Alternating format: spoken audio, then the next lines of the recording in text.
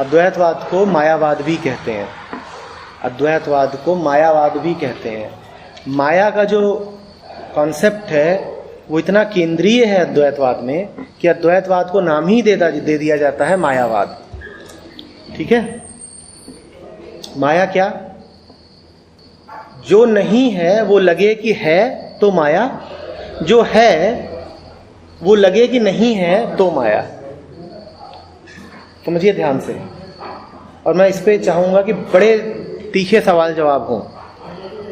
बिल्कुल अगर बात एकदम स्पष्ट हो रही हो तो ही चुप रहिएगा, नहीं तो बिल्कुल बात जिंदगी की है। जो नहीं है वो लगे कि है तो माया, जो है वो दिखाई न दे तो माया। स्पष्ट है? जो पहला है उसको कहते हैं विक्षेप शक्ति माया की, और जो दूसरा है उसको कहते हैं आवरण शक्ति। तो माया के यही दो गुण होते हैं, आवरण और विक्षेप। आवरण माने जो है उसको छुपा दिया, उस पर पर्दा डाल दिया। आवरण माने पर्दा, जो है उसको छुपा दिया, जो है उसको छुपा दिया। और विक्षेप माने जो नहीं है वो दिखा दिया, जो नहीं है वो दिखा दिया। विक्षेप से ही संबंधित शब्द है विक्षिप्त। विक्षिप्त माने क्या होता है? पागल। तो विक्षिप्त कौन? जो कुछ ऐसा देखता है जो, तो ये परिभाषा हुई पागल की, ये परिभाषा हुई पागल की। तो अब मुझे बताओ कि इस परिभाषा के अनुसार फिर कौन कौन पागल है? कौन नहीं? बहुत बढ़िया, ठीक है, साथ हैं बिल्कुल, एकदम कदम से कदम, कंधे से कंधा। कौन है पागल? कौन है पागल? मुझे यहां पर बहुत सारा हलवा दिखाई दे और मैं ऐसे ऐसे खाना शुरू कर दूं, तो मुझे क्या बोलोगे? क्यों बोलोगे? क्योंकि आपने अपनी इच्छा पर कंट्रोल नहीं रखा। इच्छा तो तब भी थोड़ी सार्थक लगे अगर हलवा हो। ये हलवा है यहां पर? नहीं है यहां पर? नहीं, नहीं है। और मैं क्या कर रहा हूं? मुझे खा रहे हैं। तो मैं क्या हुआ? तुम्ही ने कहा। तो पागल की क्या डेफिनेशन हुई? पागल वही है जिसपे माया ने खूब कस के शिकंजा अपना डाल दिया है ही नहीं, उसे दिख रहा है कि है। क्या क्या है हमारी जिंदगी में जो नहीं पता, उसकी तो बात कर ही नहीं सकते, क्योंकि पता ही नहीं है। जो पता है उसकी बात करते हैं। बिल्कुल बहुत ऊंची छलांग नहीं मारनी है, साथ जो सामने ही है उसकी बात करते हैं। क्या क्या है हमारे जिंदगी में जो है ही नहीं पर लगता है। बहुत ईमानदारी चाहिए। जितना कम एब्स्ट्रैक्ट रखो उतना अच्छा, जितना स्पेसिफिक हो जाओगे फायदा उतना ज्यादा होगा। जो है नहीं पर लगता है कि है, और वहीं पर हम पागल बन रहे हैं। जो है नहीं पर लगता है कि है, उसी का नाम है सुपर इम्पोजिशन। पहला ही जो चैप्टर है उसका नाम है सुपर इम्पोजिशन। माया है नहीं पर लगता है कि है। जहां सत्य पता है उस स्टुपिडिटी की परिभाषा है ना, knowing the truth believing in the false, knowing in the truth yet believing the false. यही स्टुपिडिटी की परिभाषा है। पता है नकली है तब भी जिए जा रहे हैं उसके साथ। यही विक्षिप्तता है, यही माया है। लेकिन इसको जब गहराई से सोचेंगे तो हर एक चीज ही माया है। पंकज, दिक्कत क्या आएगी कि जब आप सब कुछ माया घोषित कर दोगे तो बड़ा तगड़ा एस्केप बन जाएगा। अगर मेरे सामने खाना रखा है, बहुत सारी चीजें रखी हैं, और हम जानते हैं कि हर चीज में थोड़ा बहुत तो जहर मौजूद होता ही है। कोई पेस्टिसाइड डला है, कभी कोई ऐसा फर्टिलाइजर उसमें डाला गया था जो उसमें थोड़ा जहर भर गया है, कभी उसकी सफाई ठीक से नहीं हुई है। और मैं ये भी जानता हूं कि उसमें से कुछ खाने के आइटम ऐसे हैं जो महाजहरीले हैं। और मुझसे कहा जाए बताओ जहर कहाँ कहाँ है, मैं कह दूं सभी में है। तो फिर जानते हैं क्या होगा? मैं वैसा ही खाता रहूंगा जैसा मैं पहले खाता था। क्यों? क्योंकि फिर मैं कहूंगा अगर सभी कुछ में जहर है तो क्या भूखा मर जाऊं? जब सभी कुछ जहरीला है तो जिंदा तो रहना ही है ना। तो फिर मेरी जिंदगी वैसी चलती रहेगी जैसे पहले चल रही थी। शुरुआत वहां से करिए जहां आपको साफ साफ दिखाई दे कि सबसे ज्यादा जहरीला क्या है। एक ब्लैंकेट स्टेटमेंट अगर कर दिया कि वो सभी कुछ माया है, सभी कुछ माया, पर क्या हम उस स्थिति पहुंच गए कि जहां हम कहें सभी कुछ माया है?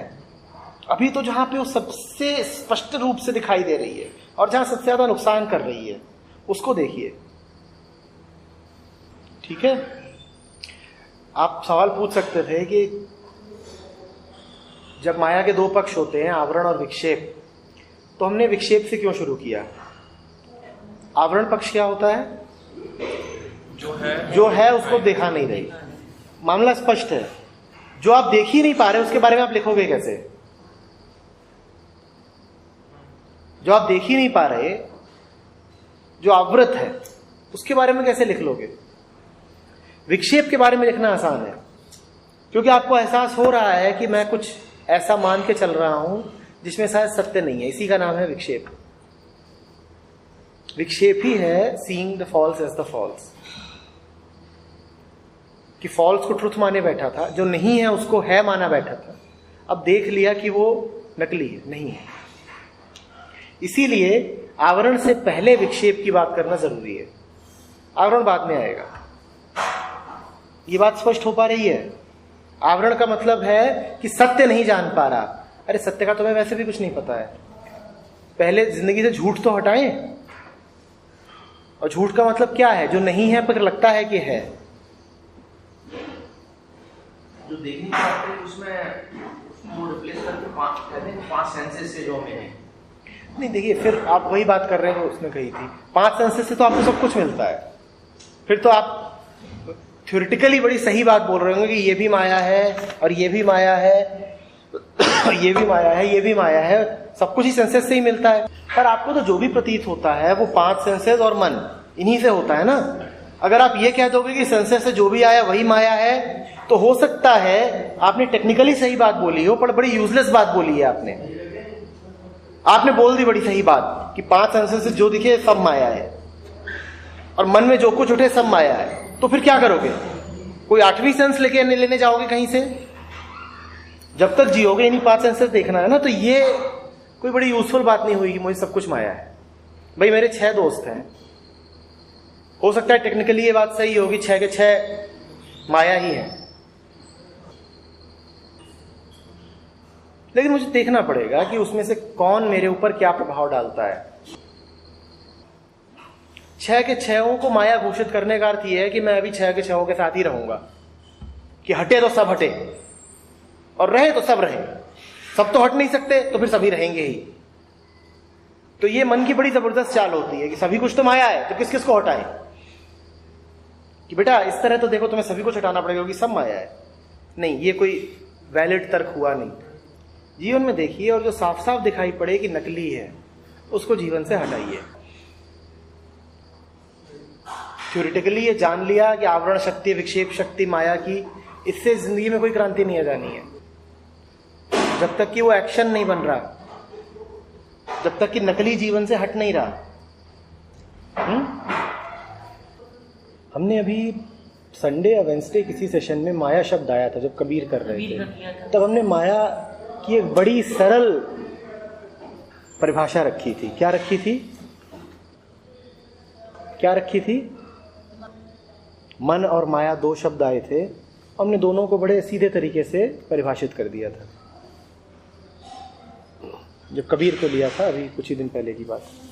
मन की नासमझी का नाम माया है। मन की नासमझी का नाम माया है।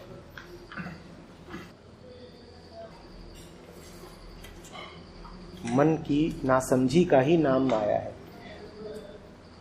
अक्सर हमसे कहा जाता है रुपया माया है, याद है ना? इस तरह की बातें घर परिवार में होती होंगी। बेटा रुपया माया है, शरीर माया है, ये माया है, वो माया है। कुछ माया नहीं है, एक नासमझ मन माया है। एक मन जो ठीक से देख नहीं पा रहा, इसी का नाम माया है। ठीक है? मन पे पड़ी हुई धूल का नाम है माया। मन पर पड़ी हुई धूल का नाम है माया, जिसके कारण मन ठीक ठीक समझ नहीं पाता, जान नहीं पाता। माया के दो हिस्से हमने देखे थे, क्या क्या थे? पहले सिर्फ इतना कहा था कि नासमझी है माया, फिर थोड़ा बात को खुलासा किया तो कहा आवरण और विक्षेप। आवरण के भी दो हिस्से बता रहे हैं महर्षि। क्या है दो हिस्से? अभी पढ़ा आपने। आवरण के भी दो हिस्से करे उन्होंने। है ही नहीं, दूसरा होगा पर प्रकट क्यों नहीं हो रहा? पहला तो मैं इतना जड़ हूं कि मैंने कह दिया है ही नहीं। तुम फालतू की बातें कर रहे हो, ऐसा हो ही नहीं सकता। तुम फालतू की बातें कर रहे हो, ऐसा हो ही नहीं सकता। आपका एक स्टूडेंट है जो अपने पुराने आइडियाज में जम करके बैठा हुआ है और आपने उसको जाकर के कहा कि एम्बिशनलेस जिंदगी जी जा सकती है। आपने उसको कहा कि एक बहुत सुंदर जीवन जिया जा सकता है प्लानिंग के बिना, और वो आपसे पलट के कहता है क्या बकवास, ऐसा हो ही नहीं सकता। ये पहले प्रकार का आवरण है कि आपने सत्य बोला, सत्य है पर उसे दिख नहीं रहा, सामने सत्य रख दिया गया पर उसे दिख नहीं रहा, और यहां पे उसका दावा है ऐसा हो ही नहीं सकता। ये पहले प्रकार का आवरण है कि मैंने सीधे मना कर दिया कि ये असंभव है। इस तरह के हम बहुत सारे मिलते हैं स्टूडेंट से कि हो ही नहीं सकता, आप यहां फालतू बातें करने आए हो, इम्प्रैक्टिकल है, ये है वो सब। आवरण के दो हिस्से हैं। पहला, ऐसा है ही नहीं, मैंने तुमको कुछ दिखाया सच, तुम उसको सीधे सीधे नकार दो, ये है ही नहीं। दूसरा, तर्क से तुम समझ गए हो, बौद्धिक रूप से तुम समझ गए हो, पर वो तुम्हारे जीवन में कोई रोशनी नहीं ला रहा, उसकी वजह से जिंदगी में कोई क्रांति नहीं हो रही। तो तुम कह रहे हो ऐसा होगा, पर मेरे जीवन में तो नहीं प्रकट हुआ, मैंने तो ऐसा नहीं जाना। पर शायद ऐसा होगा क्योंकि आप कहते हो, बड़े लोगों ने कहा है, किताबों में लिखा है, तो ऐसा होगा, पर मैंने खुद तो जाना नहीं।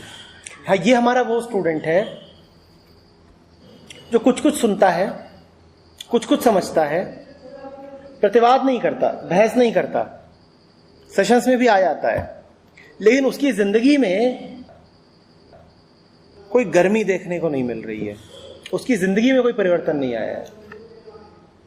बौद्धिक रूप से वो सब मान गया है, बौद्धिक रूप से उसे पता है कि मैं कंडीशनड हूं, लेकिन ये बौद्धिक ज्ञान उसके जीवन में किसी काम नहीं आ रहा। उसके बौद्धिक रूप से वो सब जान गया है, बौद्धिक रूप से वो जान गया है कि ईगो ही फियर है, फियर ही वायलेंस, सब पता है उसको, पर इसके बाद भी वो अहंकार में ही जिए जा रहा है और डरा हुआ है। तो होगा सत्य, हाँ मैं मानता हूं, आपने तर्क बड़े सुंदर दिए हैं और मैं सहमत हूं कि ये सब बातें बिल्कुल ठीक हैं, लेकिन वो सहमति सिर्फ और सिर्फ खोपड़े की है, बुद्धि की है, मेरे जीवन में नहीं आ रही है, प्रकट नहीं हो रही।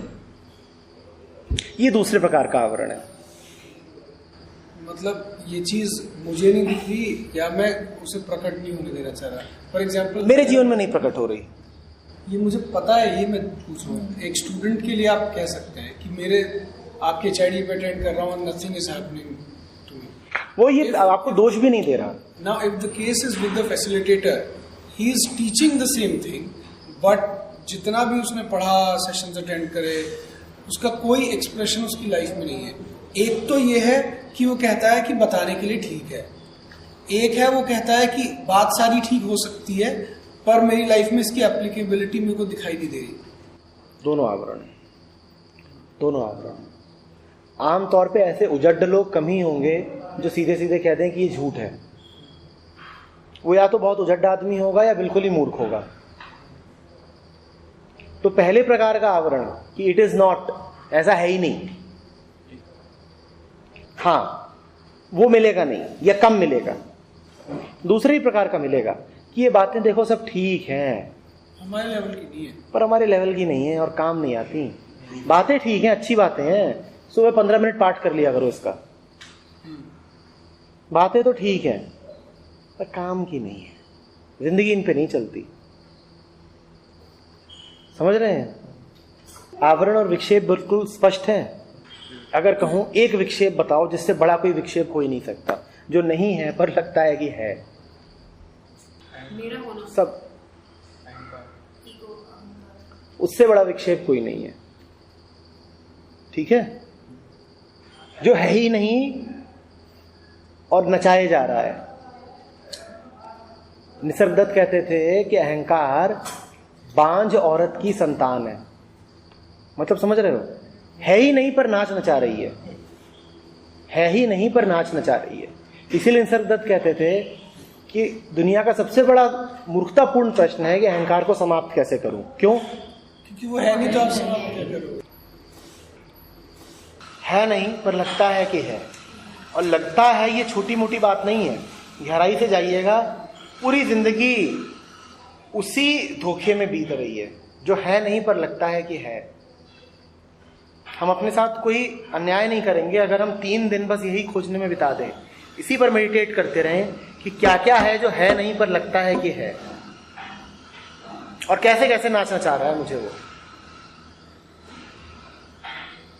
कुछ शब्द और हैं जिनको आप उछालना चाहेंगे जो है नहीं पर लगता है कि है। फ्यूचर।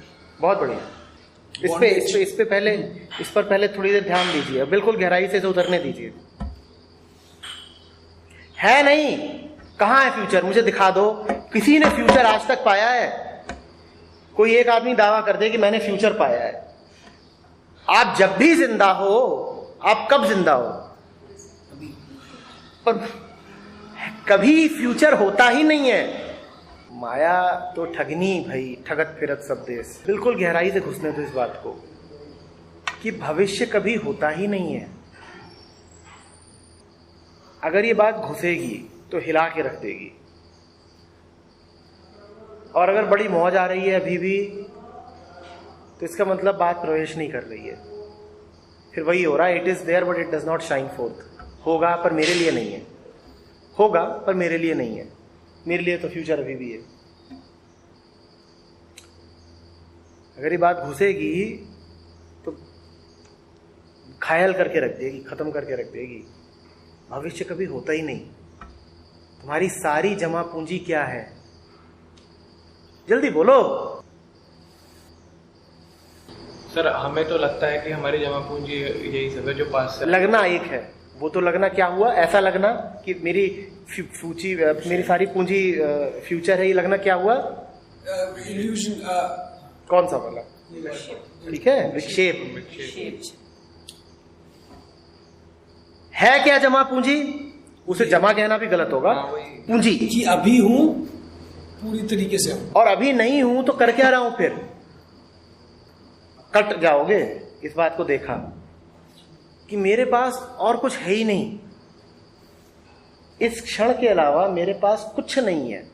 इस शब्द को तो, इस वाक्य को तो मंत्र की तरह दोहराओ। बिल्कुल मंत्र है ये। इस क्षण के अलावा कुछ नहीं है।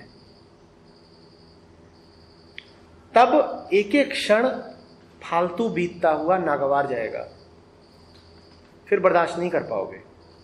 हम समय बर्बाद करना, याद रखिएगा संध्या जी, इसीलिए गवारा कर लेते हैं क्योंकि हमें ये भ्रम है कि बहुत सारा भविष्य अभी है ना स्टोर में। अरे थोड़ा सा ही तो खराब कर दिया। जिस आदमी ने ये जान लिया साफ साफ कि भविष्य नहीं है, यही है, एक क्षण नहीं खराब कर सकता वो जीवन का।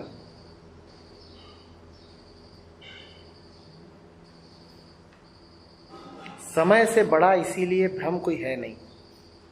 जिन्होंने जाना उन्होंने लगातार कहा है, समय से बड़ा भ्रम कोई है नहीं। जीते हो तुम अभी में, और मन रहता है समय में।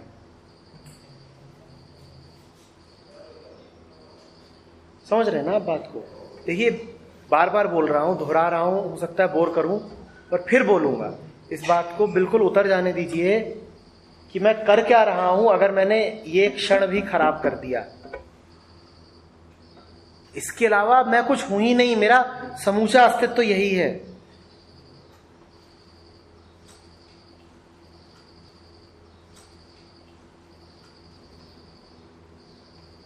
देखो, बिल्कुल रोशनी कौंधेगी मन में, ऐसा लगेगा कि 5000 वाट का बल्ब जल गया अगर इस बात को उतरने दोगे, रेजिस्ट नहीं करोगे।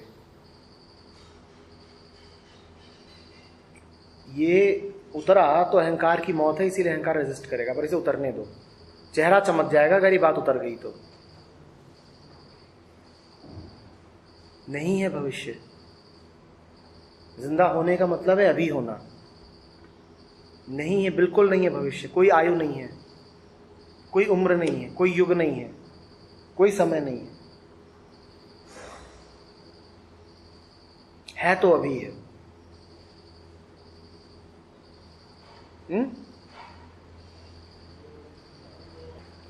तुम्हारी सारी यात्राएं मन से ही शुरू होनी है। ये जितना अभी डिस्कशन हो रहा है ये आत्मा के लिए नहीं हो रहा, किसके लिए हो रहा है? उसको समझाने की एक ही भाषा है, क्या? जो नकली है उसकी भाषा भी नकली होगी, उसकी टेक्नोलॉजी भी नकली होगी। नकली कांटे को निकालने के लिए असली तो नहीं इस्तेमाल कर सकते।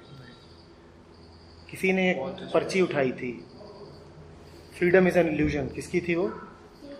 वो कहती है, पढ़ो इसको। Freedom is an illusion, but it's very important to fall prey to that illusion. Some illusions can lead to freedom. यही बात है बिल्कुल। बुद्ध इसीलिए कह गए थे कि एनलाइटनमेंट शब्द तुम्हें पता हो ये बड़ा आवश्यक है। मन में एक लालच उठेगा, क्या बड़ी कोई अच्छी चीज होती है। अब मन क्या जानता है क्या होता है? एनलाइटनमेंट तो मन की मौत है, पर मन में लालच उठेगा, क्या बड़ी अच्छी चीज होती है, मिल जाए तो बुद्ध बन जाते हो, और बुद्ध बन जाओ तो लोग आके ऐसे पांव छूते हैं और मूर्ति खड़ी होती है, चलो एनलाइटेंड होने चलते हैं। अब ये अलग बात है कि एनलाइटेंड होने के चक्कर में चूहा फंसाया जाता है ना, पहले तो उसे पनीर ही दिखाई दे जाएगी, घुसेगा पनीर के लालच में,